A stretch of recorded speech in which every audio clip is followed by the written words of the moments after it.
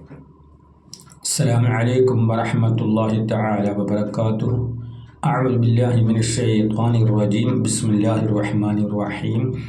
الحمد لله رب العالمين والصلاة والسلام على أشرف المرسلين وعلى آله وصحابه الفائزين برضا الله. أما بعد.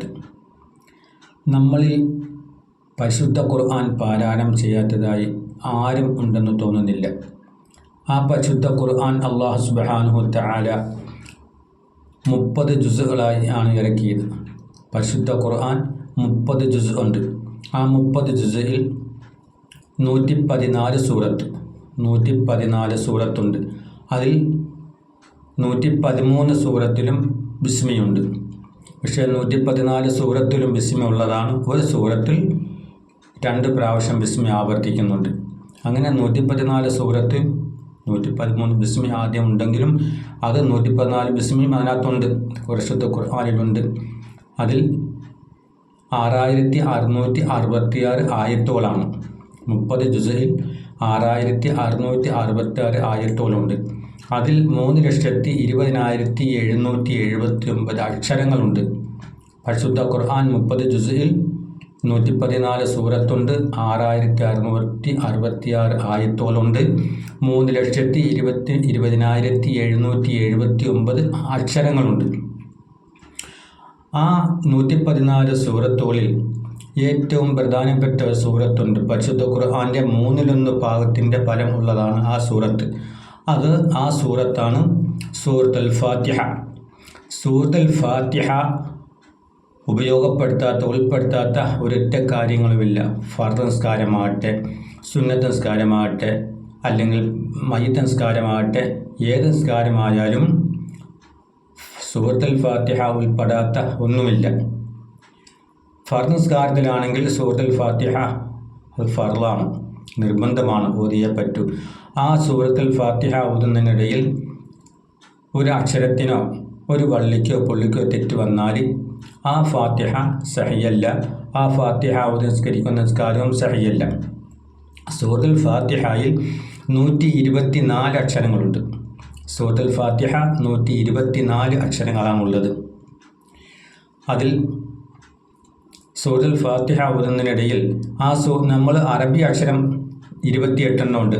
അലിഫ്, ബാ, താ, സാ എന്ന് തുടങ്ങുന്ന അറബി അക്ഷരമാല 28 ആ 28 അക്ഷരങ്ങളിൽ ഫാത്തിഹയിൽ ഇല്ലാത്ത 7 അക്ഷരങ്ങളുണ്ട്.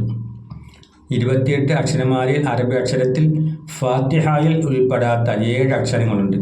ഈ ഫാത്തിഹയിൽ ഇല്ലാത്ത ഏതെങ്കിലും ഈ 7 അക്ഷരത്തിൽ ഏതെങ്കിലും ഒരു അക്ഷരം അറിയാതെ ഫാത്തിഹയിൽ കടന്നുകൂടിയാൽ ഫാത്തിഹ ശരിയല്ല, ഫാത്തിഹ സഹിയല്ല. ആ ഫാത്തിഹ ഓതി നിസ്കരിച്ചാൽ ആ നിസ്കാരവും സഹിയല്ല. അപ്പോൾ ഫർദ് നിസ്കാരത്തിലാകട്ടെ, സുന്നത്ത് നിസ്കാരത്തിലാകട്ടെ നമ്മൾ ശ്രദ്ധിക്കേണ്ട അത്യാവശ്യമായ കാര്യമാണ് ഫാത്തിഹയിലെ ഈ 7 അക്ഷരങ്ങൾ. ഫാത്തിഹയിൽ ഇല്ലാത്ത 7 അക്ഷരങ്ങൾ ഒന്ന് ജീമ്, സാ, സാ, ഹാ, ലാ, ഫാ, ഷീന്, ഇങ്ങനെ 7 അക്ഷരമാണുള്ളത്. ഒന്ന് ജീമ്, സാ എന്ന് പറഞ്ഞാൽ താഇൻ്റെ മുകളിൽ ഒരു കുത്തുകൂടി ഇട്ടാൽ 3 പുള്ളി, അങ്ങനെ 3 പുള്ളിയുള്ള സാ. റാഇൻ്റെ മുകളിൽ ഒരു കുത്തിട്ടാലുള്ള സാ.